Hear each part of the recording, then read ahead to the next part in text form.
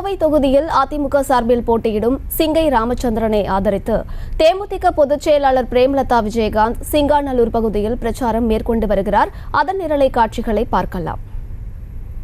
இங்க சிறு குறு தொழில்கள் அத்தனையுமே முடங்கப்பட்டு மில்கள் அத்தனையும் மூடப்படுகின்ற ஒரு அவல நிலை ஏற்பட்டிருக்கிறது.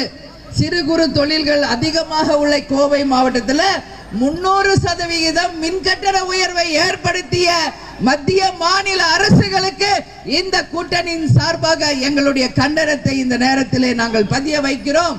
ஜிஎஸ்டி உயர்வால் இன்னைக்கு அத்தனை ஆலைகளும் மூடப்படுகின்ற ஒரு அவல நிலையை நாம் பார்க்க முடிகிறது.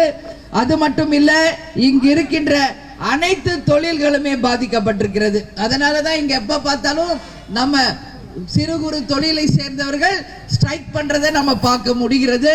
இந்த நிலை நிச்சயமாக மாறி இங்கு மீண்டும் இது தொழில் நகரமாக மாற்றி உறுதியாக நமது வெற்றி வேட்பாளர் ஜி ராமச்சந்திரன் அவர்கள் மக்களுக்காக உழைத்து கோவையை மீண்டும் தொழில் நகரமாக மாற்றுவார் என்பதை உங்கள் அத்தனை பேருக்குமே இந்த நேரத்தில் நான் உறுதி அளிக்கிறேன்.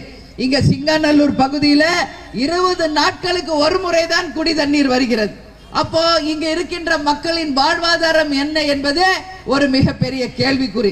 கோவை என்றாலே சிறுவாணி தண்ணீர் என்பது உலக பிரசித்தி பெற்ற ஒரு தண்ணீர். ஆனா இங்க இருக்கின்ற சிங்காநல்லூர் பகுதி மக்களுக்கு குடி தண்ணீர் இல்லை என்றது இந்த ஆட்சியின் அவலத்தை நமக்கு உள்ளங்களி நெல்லிக்கனியாக தெல்ல தெளிவாக புரிய வைக்கிறது என்பதை நீங்கள் புரிந்து கொள்ள வேண்டும். அதே மாதிரி இங்க இருக்கின்ற SIHS காலனி மேம்பாலங்கள் பல வருடங்களாக கட்டி முடிக்கப்படவில்லை.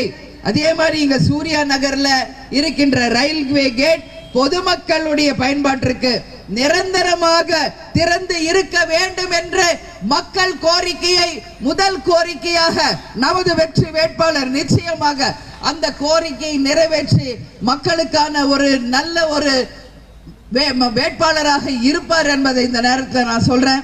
இங்க இருக்கின்ற அனைத்து சாலைகளுமே நம்ம பார்த்தோம்னா மிக மோசமாக குண்டும் குழியுமாக சாலைகளாக இருக்கின்ற ஒரு நிலையை நம்மால பார்க்க முடிகிறது. எனவே இந்த நிலைகள் எல்லாம் மாறி உங்களுக்கு ஒரு நல்ல வேட்பாளர் வெற்றி பெற்று வந்து நிச்சயமாக உங்களுக்காக உழைக்க ஜி ராமச்சந்திரன் அவர்களுக்கு நீங்கள் வெற்றியை தரணும் சொல்லி இந்த நேரத்தில் நான் எல்லாரையும் பார்த்து நான் கேட்டுக்கிறேன். செய்திகளை உடனுக்குடனும் துல்லியமாகவும் தெரிந்து கொள்ள சப்ஸ்கிரைப் பண்ணுங்க.